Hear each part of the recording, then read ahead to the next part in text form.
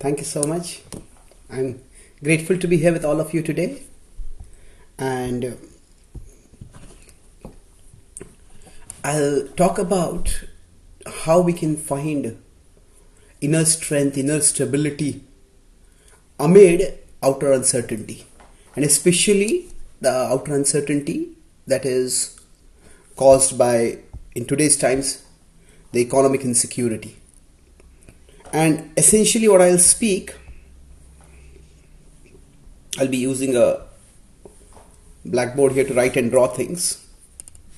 So I'll be talking about three principles, ACE. So ACE, how we can ace our life with these three principles. So essentially for every one of us in life, there are things that are changing, and changing can be positive, changing can be negative, and changing can be uncertain. So when changes come, at that time there is the event that has happened, and there is the experience of the event. So if you consider this to be the event is what happens outside, the experience is what happens inside, and we don't have a lot of control over the way things happen outside. The events outside, we do have some control, but as our world is becoming more and more interconnected and complicated, which factor where will cause what change and how that will lead to a chain of events, all that becomes more and more unpredictable. So while all of you are professional experts in your fields and you know what you can do to manage the outer events, my focus will be on how we can better process the inner events, the experience. Now it's important to understand this difference between experience and event. At one level, it's straightforward. If there's a sports match, now say there's a tennis match and the final shot is hit, and when the shot is hit, the ball hits the ground and say one player wins. At that time, the event is just the ball falls somewhere on the pitch. But some people say the winner experiences a moment of great joy, and the loser experiences a moment of great agony. So now among the fans, depending on who is identifying with what, which player, they'll either experience joy or disappointment. So the events, now in this case situation, we could say the events, it is a clear event, what exactly happened. And some people feel joy, some people feel disappointment. That's based on the investment of emotion that they have, on what they are invested in. Accordingly, if they are invested in the winning of one player, then if that player wins, they feel elation. Otherwise, the opposite. Now, this same principle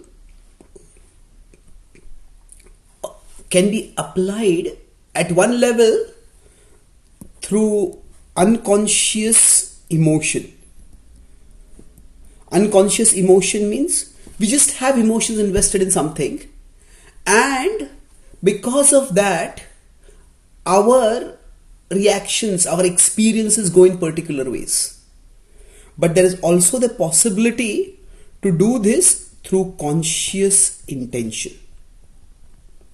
So there's an event, and how we experience the event at one level, that will result through unconscious emotion.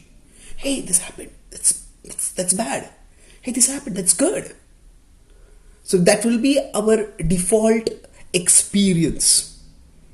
But we have the capacity to reprocess our experiences by letting them be shaped not just by an unconscious emotion or unexamined emotion or involuntary emotion.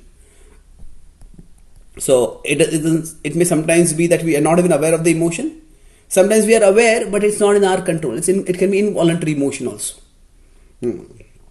So, but we can also reprocess or reframe our experience by using conscious intention. So this is what we are going to discuss about, how we can change our experience. And this is where I'm going to talk about this 3 principles of ACE. So whenever something has happened, as I said, the changes outside can be either negative, positive, or neutral, or uncertain, we could say. So let's assume that the change outside is negative. We hear something about the market going down, we hear about some impending recession, or whatever. So when this happens, the first thing is look for the positive around the negative. Something negative has happened, but look for the positive around the negative. So A is for around. What this means is that, say, if we consider this is our consciousness, this is where we experience things. So some event has happened out here, and that event has created an impact, an impression within us. And say if the event is negative, then there is a particular, oh, this is bad, this is worrying, this is dangerous, whatever emotion it is. So now when the nature of our consciousness is such that whatever, if nothing stays with you after this particular session, if this one sentence, whatever catches our attention, catches our emotion and catches us. So this is how our inner psychology progresses. That whatever catches our emotion, first something catches our attention. Once it catches our attention, that means, okay, I got a particular news, this XYZ happened. And then this particular event that is there, that is in our conscious experience, it starts growing. As it starts growing here, it starts becoming bigger and bigger in our consciousness. And everything else that is there, it starts becoming smaller till eventually this is the only thing that is there in our consciousness. And we can think of nothing else. So, this happened, what if this happens, and what if that happens, and what if that happens, and what if that happens? Our mind goes on a wild dystopian fantasy. Not utopian, but dystopian. This may go wrong, and that may go wrong, and that may go wrong, and that may go wrong. Now there is a time to evaluate future threats and prepare for them. But when it is happening at the level of involuntary emotion, that is the time when it is not to be done. Because that is the time when we are swept away as if by a storm. So here, look for the good around the bad means that when a particular negative experience has been there for us because of something negative that has happened, it is there in our consciousness, but we try to look for what are the good things around it. So, okay, This particular project which we have launched, it has not done very well. Okay, that's it's not doing well. The market is not good. The customers are not responding positively. The reviews are not great. Okay, that may be an event. Now, while this is happening, we can consciously shift our attention to what are the positives within us. Look for the good around the bad. In general, many times we try to, in the name of being optimistic, in the name of being positive, try to suppress or downplay or deny the negative. That generally doesn't work, because if we decide I won't think about something, that very thought is actually going to give energy to that particular experience, that particular emotion, that particular stimulus. And it's like if we tell someone, don't think of a pink monkey, and they'll start thinking of a pink monkey. So instead, look for the good around the bad. So okay, you may say, okay, this particular project has not worked, but I have a good track record. My previous assignments have worked well. I have good qualifications. I have expertise in my field. I have a sharp mind. I can learn things. I have good health. Now, whatever it is, I have some level of financial security. I have got good friend circle. I've got this. Whatever it is that we have, if we make a list of this, then we will have something to look at, which is around the bad. And this is where I will restate and refine a common saying. It's often said, count your blessings. And the act of counting is more of list. Make a conscious list. And not just list, it's also list and elaborate. Why? Because we want our emotions to be triggered. And just knowing, okay, I have this, right? That's not enough. Count your blessings and then make your blessings count. Make your blessings count means it is this time when the negative has come in our life, and that is creating some negative emotion, creating some negative experience within us. We don't deny or downplay that, but we redirect and refocus our attention on what is it that we have right in our life. So this often is something which we need to prepare in advance. So prepare in advance and revisit regularly.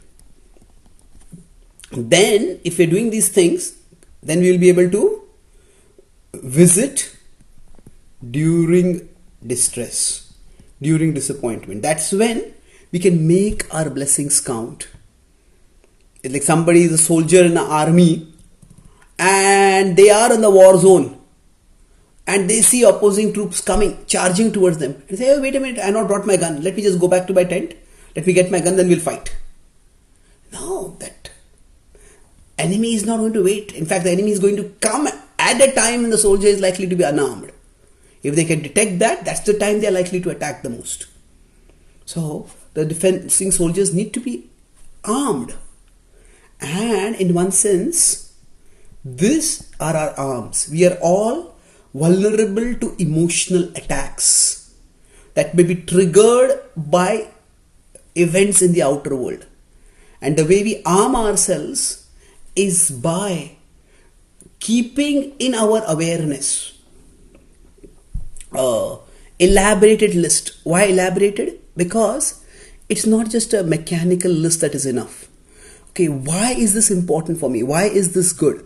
How is this a blessing in my life? To the extent we have maybe written something down, maybe we have some images, some drawings, some text, something which will trigger emotion within us. That is how, if we have a list like this, say we have 1, 2, 3, 4, 5, 6, 7. Now we have some list like that. Then when this negativity starts enveloping us, at that time we will be able to find at least one of these. This particular negative experience is there, but among the many negatives, one of them can grow in our mind instead of the other negative. All the positives we may not be able to trigger at that time, but instead of the negative taking over our mind, we can have the positive. So basically the result of this will be fear, anxiety, uncertainty, tensions. These are all unavoidable in life. But there's a difference between living with fear versus living in fear. So with fear, it is manageable. Yeah, there is this one thing that has happened. It is concerning. But there are many other things that are right. Living in fear, it becomes overwhelming. It becomes crushing. This is where we may go down towards panic. Eventually it can become a panic attack. It can become depression. It can become a serious mental health challenge thereafter. So look for the good around the bad. And to look for the good around the bad, it's important that we start by having a list of the good with us. So that is the first point. Now, when we are dealing with the situation, at this particular point, we come to the second part of it.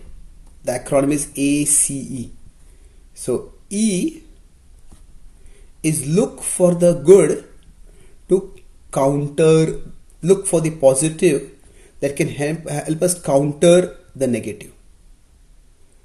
We may say, as I said earlier, that we don't want to deny the negative. We don't want to imagine that, okay, nothing negative has happened. When positive thinking, it is optimism is always good. But optimism, if it is based on denial of the negative, that no longer remains optimism. That becomes stupidism.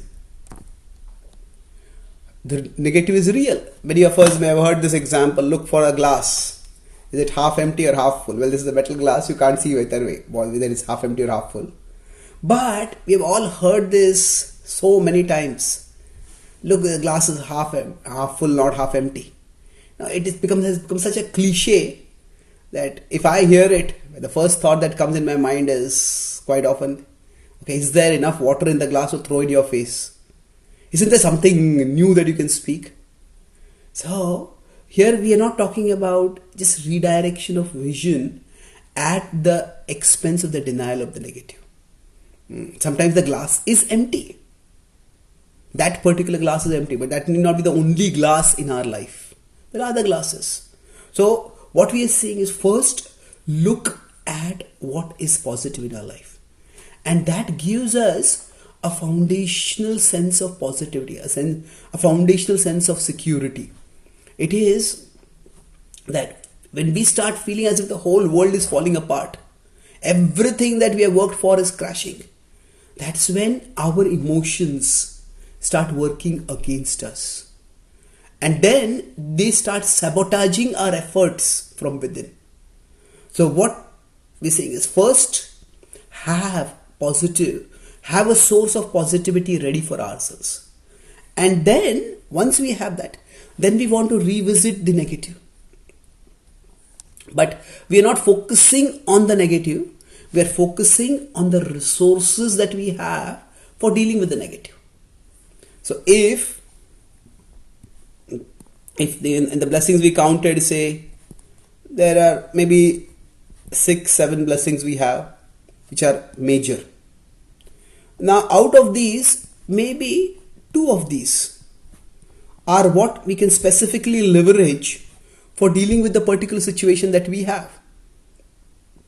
So maybe, as I said, maybe we have experience, we have expertise. So these are tangible things which are of value for dealing with our particular situation. This is where we go a little deeper, that when we look for specific resources to deal with what is happening in our life, then we are able to see that, okay, this is the, earlier I gave the war metaphor, there is an army that is attacking me, but this is where this is what I can do to face this. This is what I can do to counter this situation. And once we have those resources, it is at that particular point that we want positive emotion. So positive emotion is generated by looking around the negative. But then we also want not just emotion, but we also want a positive energy. Emotion is more concrete. It's more abstract. Emotions are felt very strongly, but emotions, for them to be effective, need to be translated into energy. And this is where when we zero in on the things that are specifically available for us to counter the negative, that is when we generate positive energy. So from positive emotion in general, okay, there are a lot of things going right in my life, but these are the things which can help me to face the negative. That's the positive energy that comes up. So this is a short seminar, but I would request you after this seminar, whenever you get time, to make a list, and whatever is a challenge that you are facing, try to see what are the resources that you have for dealing with them. Generally, as I said, the way we interpret, there is the event and there is the experience of the event. So life's events can make our power less. Power less means maybe our particular plan didn't work out, maybe our project is not doing as well as we thought. Whatever changes happen, the event can be that our power may become less. But the experience that comes up is we start feeling powerless.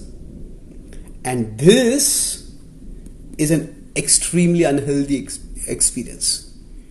When animals, when they feel as if they are completely hemmed in there, they just have no chance of doing anything, that's when they can become vicious. Even a small animal like a cat, if it feels cornered, it can attack viciously.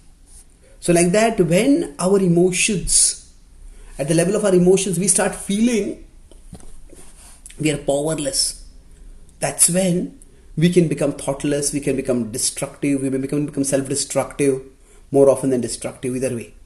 So we want to break this particular link. This link, we want to break it. Yeah, the power has become less, but that does not mean that we are powerless. We still have power. And what does this having power mean? It means that we see what resources do I have right now. What can I do about this right now? So if we consider, going back to earlier example of a tennis match. Now in a tennis match, sometimes the opposing player is an ace machine. The player who is returning can do very little except somehow try to get the bat onto the racket, the racket or the bat onto the ball, and try to get the ball back into play. And sometimes they just can't even do that. What do they do at that time? Well, wait. The resource that is available for them at that point is, okay, not every serve is going to be an ace, and even if every serve is going to be an ace, which is unlikely, still it's not that the whole game is the other person serving. they're going to get their chance to serve. So once we move forward to avoid this feeling of powerlessness, this is where I'll go a little deeper into the yoga model of the self, where I talk about the difference between experience and event. So I did a broad differentiation between the external and the internal.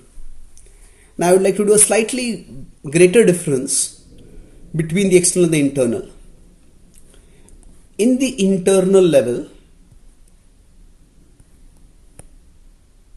we have our mind, and beyond that is our spiritual essence. So both of these exist internally, and when the events come over here, they impinge on our mind. So we could put it this way, that the mind is something like a screen inside us. It's an inner screen. But there is a part of us which is like the inner seer. And it is for us that we have the capacity to observe what comes on the inner screen. Many stimuli may come in. If we consider this to be like our phone screen, all these are notifications that are coming on the inner screen. Now sometimes based on our past settings, some notifications might just come up noiselessly. Some notifications come with a beep. Some notifications not only come with a beep, they come a beep plus a pop-up. Some notifications, they come not just a beep and a pop-up, but there is a beep plus a full screen. And sometimes some notifications may be like an incessant ring plus full screen. So similarly for us, from the outer world, when things happen, the event happens, our mind is like that screen which we are observing. And on that, different events, they trigger different kinds of notifications. And sometimes, say, if we are taking a rest at night and we have an urgent flight to catch in the morning, so then we may set a very loud alarm clock, which cannot be very easily turned off. Because that's what we want. We want to wake up so that we don't miss the flight. That's healthy, that's positive. But if that same level of alarm clock or that same level of notification starts coming up when we are in an important meeting and where we are reading something on our phone, we don't want that at that time. So basically, there are certain notifications that are going to come up inside us. But how much those notifications get our notice, that is up to us. So when dealing with notifications, there are two distinct things. There are the settings, which are more or less preset, and there are actions that are done in the moment. So sometimes you may decide, okay, this app, I don't want any notification from it at all. That we have to go in the settings and change it. But, okay, the settings are in a particular way. Right now, I can change the actions. So for us, we are right now talking at the level of actions. Then we'll go to, in the last part, we'll go toward the settings also. So it is still in our hands, or rather in our control, that when a particular notification comes up, when something pops up, at that time, how much attention do I need to give this? That is something which is for us to do. So when we look for the good that can help us to counter the bad is a notification that is like ringing loudly. But okay, I am different from this. Although this seems to have taken over my mind, but this doesn't have to take over my mind. I have the autonomy. And this there are situations where we are almost fused with our screen, and the more we are fused, the more we become confused. But we have the capacity, this inner screen is there, the screen is like our mind. We can be at a distance from it. The more there is distance, the more there is perspective. So activities like meditation, activities like introspection, activities like journaling, activities like mantra chanting, these are all inner work that can help us create a distance from our mind. And then, okay, this thing has gone wrong, but there are these things which are there I can do to deal with this. So look for the good that enables us to counter the bad. Look for the positive. These are the positive resources that I have. So although my power has become less, I am not powerless. And yes, some things may not be in our control, but that doesn't mean nothing is in our control. That is the mistake in the processing that the mind will do. Oh, this has gone wrong, and our mind may go into full alarm mode. Okay, this is concerning, but there is no need for a full breakdown. Let me distance myself from this. Okay, let me turn off this particular notification. And that brings me to the last part in the acronym ACE. E. E is emerge. So emerge means look for the positive that will emerge from the negative. In our lives, sometimes we may find that, okay, this particular issue I have, and I have these resources to deal with this issue. But even with the resources, I'm not being able to make any dent at all. The problem is still there. What am I going to do about this? I studied my engineering about almost 27, 28 years ago. And then that was the time I was introduced to spirituality. And when I was introduced to spirituality, I found it so empowering internally that I felt that I could contribute to society much more by sharing spirituality. That's what I have been doing. And over the last few years, I have reconnected with many of my co-students who are now leaders in companies in various places in Silicon Valley in America, in Singapore, in London, other places. So it's very interesting that when I look at their trajectories, there were some students who were brilliant. They were always the top in their classes. I happen to also be among those. But there are students who had great talents. And now, if you consider these are the students who have talents, now if I look at who has been how successful, how many have had achievements, it's actually a relatively small portion. Not everyone who has talents has made great achievements. And now, of course, everybody has their own challenges which they have gone through in their lives. And the point here is not to judge or demean anyone. The point is that the present and the future, they are not exactly linearly connected.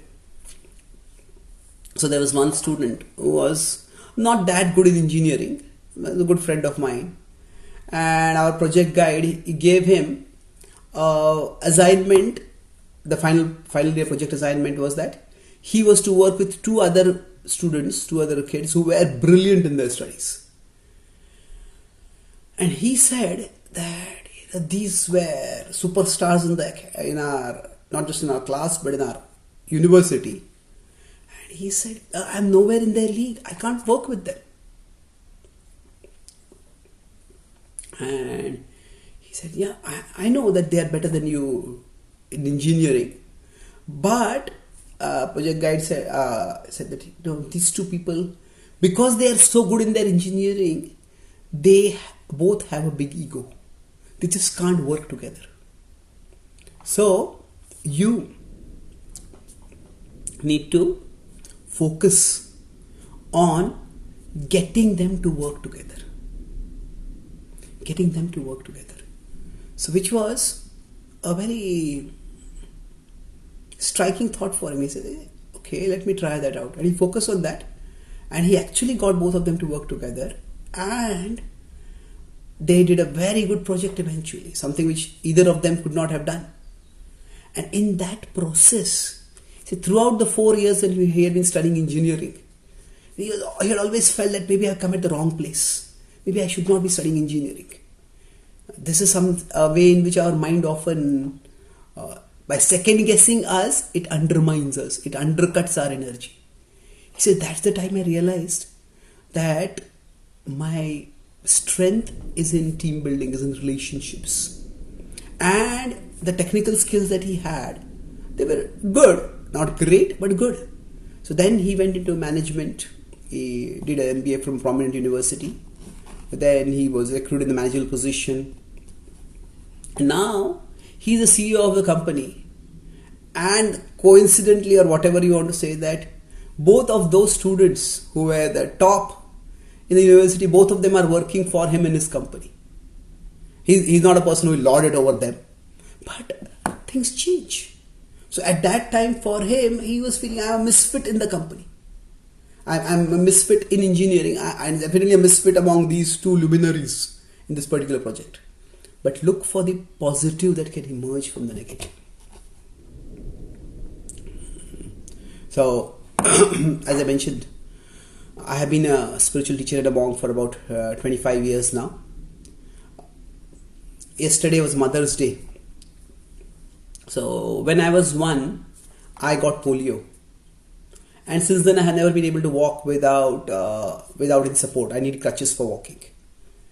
And when I travel across the world and give talks, I speak about spirituality, about motivation, about inner growth. Sometimes I'm invited to give talks to people with special needs also. And at that time, one of the things that strikes me is how many people are fighting battles that are lost long ago. In somebody, it's all distressing. Somebody in an accident lost a limb, somebody lost an eye, and somebody has some various kind of issues. So it's terrible, but it's happened. It's happened 6 months ago, it's happened 6 years ago, but they're mentally still replaying it again and again and again. Now when I look back at my life, I don't remember being very resentful about my difficulty in mobility. And to a large extent, the credit for this goes to my mother. I remember when I was about 2 or 3, some neighbors or relatives came to our home. That part of the memory is vague. They were trying to console my mother, saying that, oh, it's so sad that your son got polio. And my mother, I remember her speaking in a very clear, confident voice. Whatever he lacks physically, God will provide him intellectually. I don't know what I had done at that time to make my mother think that I had some intellectual abilities. And the God part, I didn't focus on that, but I focused on the intellectual part. I like to read, I like to study. I had been gifted with a decent memory. And I did well in studies. So, and in fact, in many ways, my lack of ease in physical mobility helped me to channel my energies towards intellectual growth. And I started reading. In my school also, I became a speaker. I used to write articles, essays. And there's something good that emerged, that a particular capacity to focus in a particular way because of a particular inadequacy. So I am not here minimizing or trivializing the negatives that happen in our life. But we are all survivors. And we're not just survivors, we can be much more than survivors. Whatever it is that seems to be overwhelming us right now or threatening to overwhelm us, we have probably survived something similar or worse in the past. And we will survive this also. So look for the positive that may emerge from the negative. Even if you feel that, okay, I have these good things in my life and these good things I can use to fight with this, but still there's no impact on it. Well, okay, there may be no impact right now. But this is where time, we need patience. I'll conclude with one metaphor. Is that, suppose there is a shell. And there is a tiny bird, a baby bird inside the shell. I was in Florida about a month ago. One of my friends has a farm. We had gone for a walk on the farm and we actually saw this happening also, that if there's a shell, the bird is there and the bird is trying to break out of the shell. So when the bird is trying to break out of the shell is hard and thick. Initially that shell is very comfortable. Even if the shell is not thick, the shell protects, it's comfortable. But as the bird grows, the same shell that is initially comforting, protecting, it becomes stifling, it becomes confining. And the bird tries to break that shell. And maybe a leg comes out of a crack in the shell and the shell snaps back. And you can see the bird wincing at that time. Oh. Then again the bird pushes and maybe some wings come out. And then again the shell snaps back. It's actually very distressing to see the bird struggling, and the shell's edges are often sharp and the bird starts bleeding. However, through this process, what is happening is, see, there is the bird's purpose. The bird's purpose is just come out of the shell. And from that perspective, if the shell were thin and fragile, and the bird could break out of it and come out very easily. But nature is far wiser than the bird. And whatever is the organizing principle beyond nature, the divine, whatever name we may refer to it, it is to make the bird strong enough to fly. So in the struggle that the bird is going through, in breaking the shell, actually the bird is becoming stronger and stronger. And by that strength, when finally the bird succeeds in breaking the shell and coming out, it will not only get freedom from the shell, it will also be ready to fly. So similarly for all of us, we may be facing a particular negativity right now, and we may be trying to deal with that negativity. And we may feel like that bird inside the shell, trying to break it, and nothing is happening over there at that time. However, our purpose may not be the only purpose that is being served through that situation. Who knows, during this process, apparently futile, of trying to leverage our resources to deal with a particular situation and not having any results. But during that process, we may be developing certain capacities, certain resources, certain level of grit, certain level of resilience. And that could stand us in far greater stead. So even when nothing seems to be happening externally, in terms of the shell is not breaking, something is happening internally. The bird's muscles are growing. So our efforts, sometimes they may not seem to give external results. Sometimes we may be working in a team, but our efforts are not recognized. But if we are working, if we are contributing, we are learning, then we are growing. The particular skills that we have learned, the particular loss of discipline that we have learned. So external results, they may or may not be happening. But the internal results in terms of our growth, they are going to be there for us. and eventually the shell will break. Eventually, whatever problem we are facing, we will be able to deal with it. But through dealing with that problem, we will have emerged stronger, wiser, better. And that's why having patience. Okay, let's wait for the positive that can emerge from the negative. That is extremely empowering.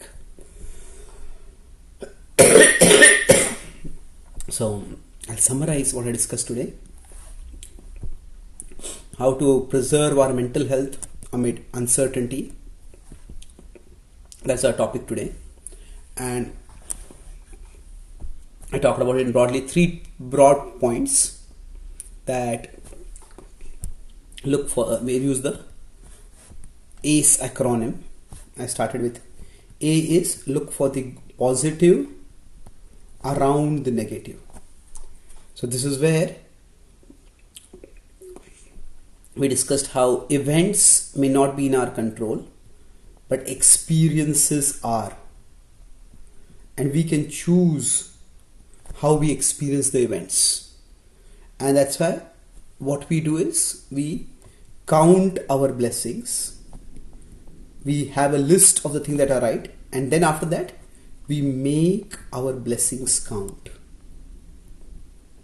And that sense, we ensure that even if there's something negative going on in our life, that negative doesn't dominate our consciousness, but rather we are able to focus on something positive. We may have to live with fear, but we don't have to live in fear. Now, this is not denying that the problem is negative is there. Among the positive that look for the good around the bad, we can look for the good to counter the bad. Look for the positive to counter the negative. So once we have some tangible resources, okay, these are the things that I can do something about. Then what happens is, at the level of the event, our power may be less. But at the level of experience, we can remember that we are never powerless. This link that is happening, we want to break this link. And the way we break this link is by asserting our internal autonomy. Internal autonomy means that we understand that it's like my mind is like my phone screen, it's like an inner screen, and on that many notifications will come up. But I am the inner seer, I am the observer of that screen. And on this, when notifications come up, it is for me to decide which notifications deserve to be noticed. So we consciously focus on what can help us deal with the problems. And sometimes even if we decide, okay, I am doing this to deal with the problems, but nothing is happening, then look for the positive that can emerge from the negative. This means that we understand that when we are going through life, that from the present to the future, the path is not necessarily linear or predictable. So at the present, the problem is one thing and the solution is one thing. The problem is break the shell for the baby bird. But the future, the opportunity that is going to come is the bird does not know, fly in the sky. So I give the examples of my physical ability becoming the impetus for me to focus on my physical inability, becoming the impetus for me to focus my intellectual ability.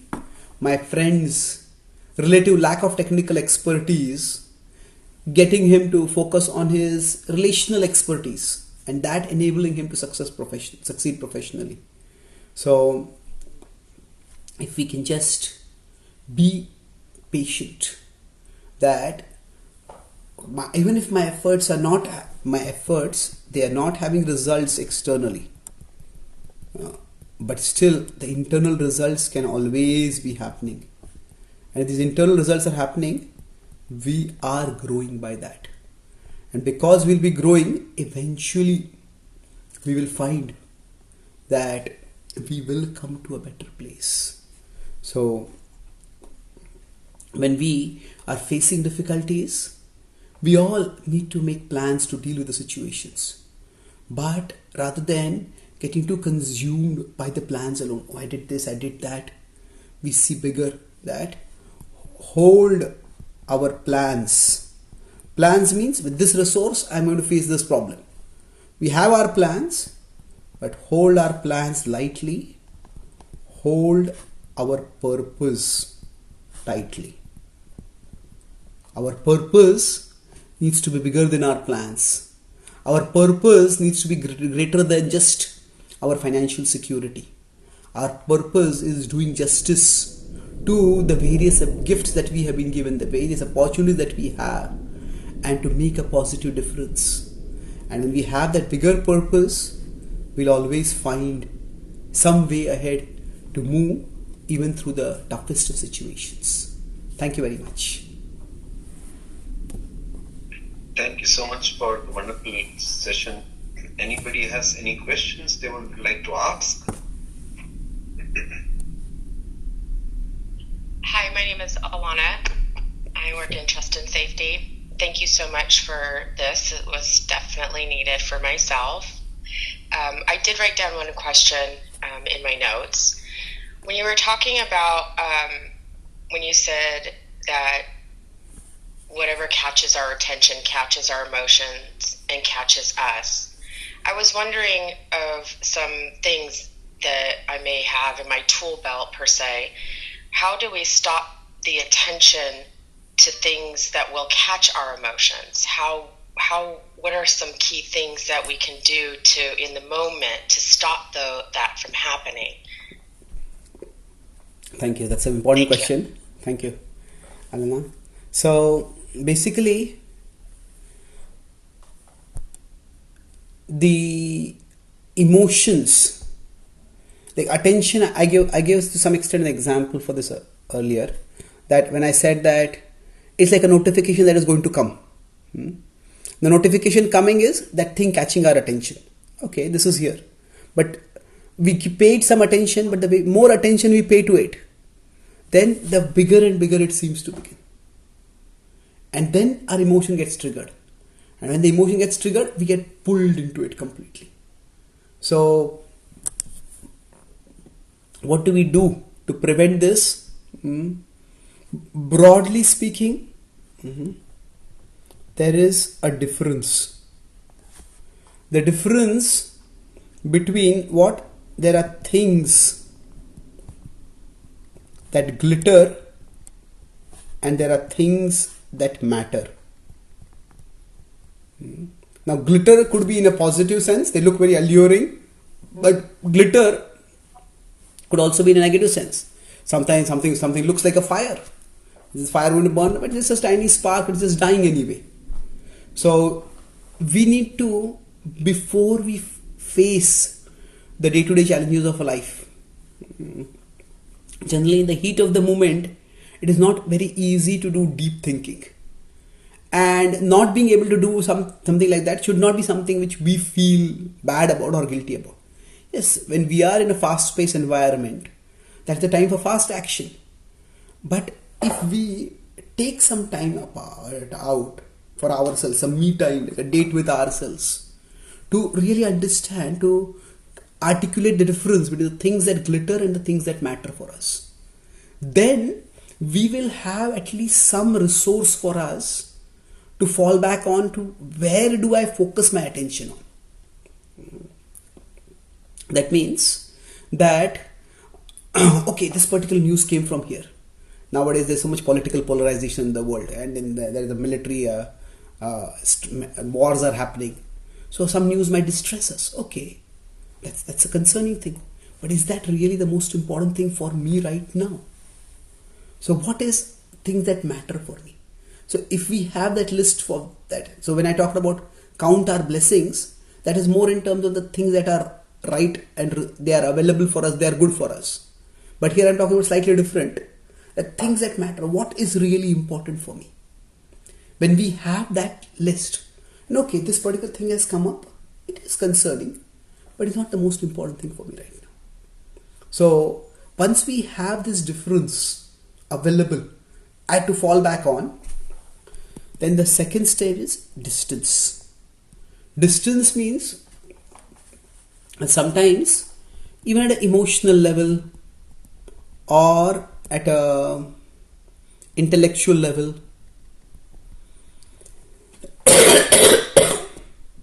or in a physical level, if we create a distance. So for example, during our work day, we decide that after every maybe 1 hour, 2 hours, 3 hours, I'll take a few deep breaths, maybe look at some affirmations, just give myself some time to pause. Then what happens by that is, even if we are getting caught in a spiral of emotions, that downward spiral, because we have withdrawn our attention from it, it won't grow that much. And then if we have created a habit of creating some distance like this, build a habit like that, then we can fall back on that habit. Okay, I talk about some deep breathing could be done, some affirmations, some maybe some just body relaxation, some chanting of some mantras, whatever helps us to create a distance. And then the third step is diligence. Diligence means that, okay, now I decided this is important, but it's not all that important for me. This is not the most important thing for me. Let's see how this works out. I don't have to pay my attention to this right now. So something has come within our attention. A notification has come right now, but that doesn't need my full attention. So what we do is we take a step back and we consciously refocus. So the mind, or you can say our attention, it can stray away, but we don't have to let it stay away. So stray away may be inevitable, because that's just the way our mind is, but we don't have to let it stay away. So we can find out what helps us to refocus. So difference in terms of beforehand, knowing what really matters for us. Distance means intermittently having some exercises by which we can create a distance, come away from being consumed by whatever is happening. And then finally, diligence means refocusing. Even if our mind goes off in a particular direction, bring it back. So it's stray away, but don't let it stay away. Does that help? Yes, thank you so much. Thank you. I think we're almost at time, but if you have 1 more minute, Chaitanya Charan ji, there's one more question around what are some practical steps you suggest to reset, renew, or determine or find our purpose? If it's journaling, for instance, what prompt questions do you suggest? Okay, thank you. So, journaling can be done in various ways. I already mentioned some prompts, but journaling is very good. See, one thing is, key thing, when we want to, our attention is going in a particular direction, say it is propelled by emotions. So changing our emotions is very difficult. Say if we are feeling anxiety, we are feeling, don't worry. Now saying like that, change, that is actually difficult. But what we can change is our questions. What do I mean by questions? Questions have a capacity to stop the particular flow of our attention in a particular direction and the generation of emotion. Okay, I'm feeling worried. Don't worry. We might have that in the dialogue, but that doesn't really work. Okay, what exactly is causing my worry? Once you start asking it, oh, okay, that's interesting. I have to think about it. And as soon as I start thinking, our rational part starts getting activated. And then there's a dialogue. So there are various sets of questions which I use. One is aim. This is more for self-awareness. So A is action. What exactly am I doing? Just after a few hours, we could just, okay, what am I doing right now? Okay, I'm attending this talk and I'm trying to learn something valuable for my mental health. Okay, what is my intention in doing this? It may be, I'm going through some issues and I'm looking for some resources. And M is, what is my mood?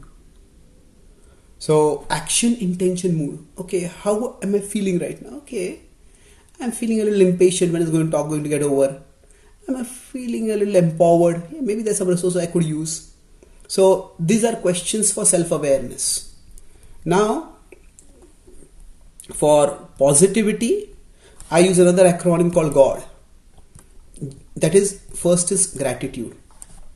Okay, what am I grateful for right now? Then O is opportunity. So whenever some negativity is coming up, okay, what do I feel grateful for? Okay, in this situation, what opportunity is there for me? Or even in a day-to-day basis, in a few hours, okay, what happened in the last couple of hours? What am I grateful for? Oh, okay, that particular project is going out quite well. In the next few hours, what is the opportunity I have? We could see, okay, I got to this work and that work. Yeah, but that particular meeting, I look forward to it. I like hanging out with that person, or I like learning about that field. So try to find some opportunity. And then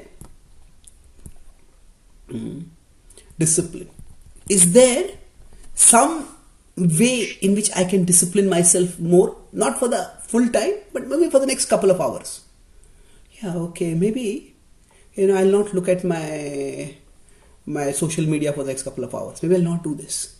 So basically this is a way we can have a positive purpose for ourselves. So there are these two tools which I broadly use, but journaling is a whole different subject. I also have a 6-session course on journaling, how to use it for self-development. But these aim and God, these two are quick set of questions which can help us in redirecting our attention. So, but the principle is asking questions instead of having telling our emotions to stop. Ask questions. So the key, I would say, for formulating these questions is try to visualize that yourself as two parts. The self, there is a parent you, and there is a child you.